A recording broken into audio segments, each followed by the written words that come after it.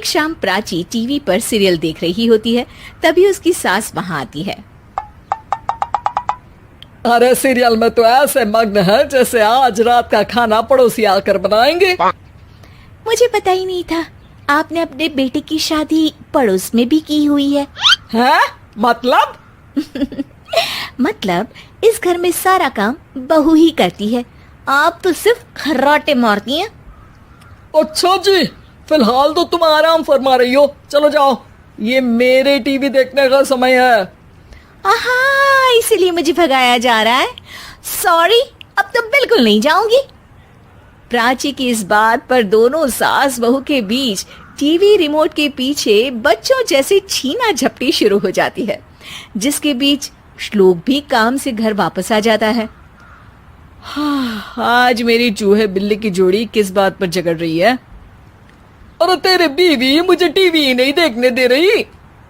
अरे तुम्हारी मम्मी मुझे खाना बनाने के लिए फोर्स कर रही है। अरे वाह, ऐसे बेतुके रीजन पर तो बच्चे भी झगड़ा नहीं करते।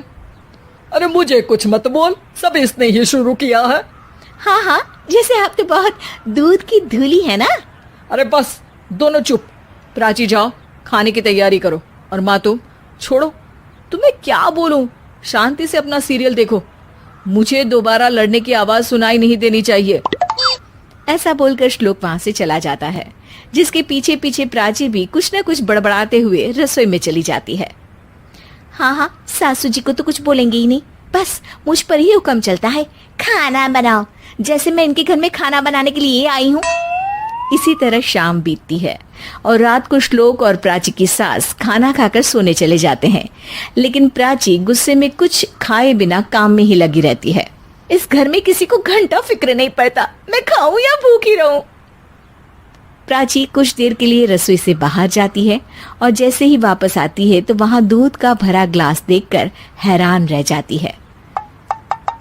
फिक्र पूरी है, बस दिखाना नहीं है। प्राची दूध पीकर सोने चली जाती है और अगली सुबह एक बार फिर सास बहू का कार्टून नेटवर्क स्टार्ट हो जाता है। ये तुमने ही किया है। अरे अजीब जबरदस्ती है, मैं बोल रही हूँ मैंने कुछ नहीं किया। दोनों ने मिलकर पूरे घर को पागल खाना बनाया हुआ है। यहाँ कोई नॉर्मल इंसान तो रह ही नहीं सकता, इसीलिए अब पड़ोसी क्या रिश्तेदार भी घर आने से कतराते हैं। और सुन बेटे, तू भी चंगा, तेरी माँ भी चंगी, तेरी बीवी भी चंगी, रिश्तेदार। हाँ जी, आपको नहीं पता क्या, गंगाधर ही शक्तिमान है, रिश्तेदार ही। हाँ हाँ, बस समझ गया। कभी जानवरों जैसे लड़ेंगी तो कभी जुगलबंदी करेंगी। भाई मैं आप दोनों के बीच में नहीं फंसना चाहता। सास बहू की इस मनमौजी जोड़ी से परेशान होकर श्लोक अपना सिर खुजलाता वहां से चला जाता है। चलो अब मैं भी कीर्तन में जा रही हूँ। इस पर जैसे ही सास कमरे में अपना पर्स लेने जाती है तो वहां नाश्ते की प्लेट रखी देख मुस्कुराने लगती है और नाश्ता करके घर से बाहर निकलते हुए कुछ पैसे टेबल पर रख जाती है, जिसके कुछ देर बाद सिलेंडर वाला घर आता है। ओ मोरी मैया, मैं सिलेंडर के बारे में तो बिल्कुल भूल ही गई थी। घर खर्च के सारे पैसे भी मम्मी के पास है और श्लोक से बोला तो उल्टा 4 बात सुनाएंगे। प्राची ये सोच ही रही होती है कि अचानक उसका चेहरा चमक उठता है और वो घर में आकर इधर उधर देखने लगती है। तभी उसकी नजर टेबल पर रखे पैसों पर पड़ती है, जिन्हें वो सिलेंडर वाले को दे देती है। ये सब श्लोक देख लेता है। अच्छा बेटे, इतना बड़ा घोटाला, सबके सामने मैं तेरी दुश्मन और पीठ पीछे तेरी मेरी यारी। इस पर श्लोक एक प्लान बनाता है और शाम को सब एक साथ बैठे होने पर बोलने लगता है। माँ, तुम दोनों की बहुत लड़ाई होती है, इसलिए मैं सोच रहा हूँ कि प्राची को उसके घर छोड़ाऊं, इससे वो भी खुश रहेगी और तुम भी। अचानक श्लोक की ये बात सुनकर सास बहू शौक से उसकी तरफ देखती है। अरे ऐसे कैसे घर छोड़ाओगे, मुझे कहीं नहीं जाना। अरे तुमने बोला नहीं पर मैंने सुन लिया, तुम्हें मम्मी के साथ रहना अच्छा नहीं लगता, मुझे पता है।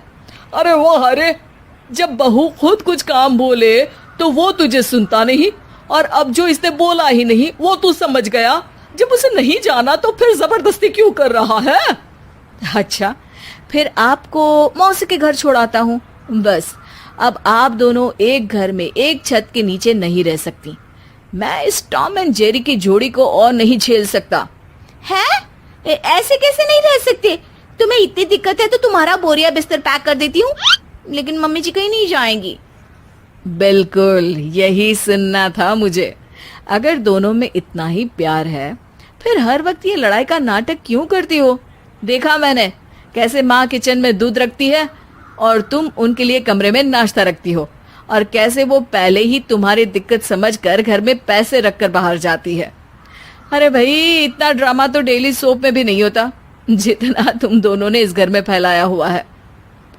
तू हमें टॉम एंड जेरी बोलता है ना, तो याद कर वो दोनों भी एक दूसरे को बाहर वालों की बुरी नजर से बचाने के लिए हमेशा सबके सामने लड़ते थे, लेकिन अकेले में दिक्कत के समय मदद भी तो करते थे।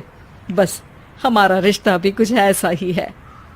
और वैसे भी अगर सास बहू में तू मैं नहीं होती तो दुनिया वालों को कहानियां कैसे मिलेंगी?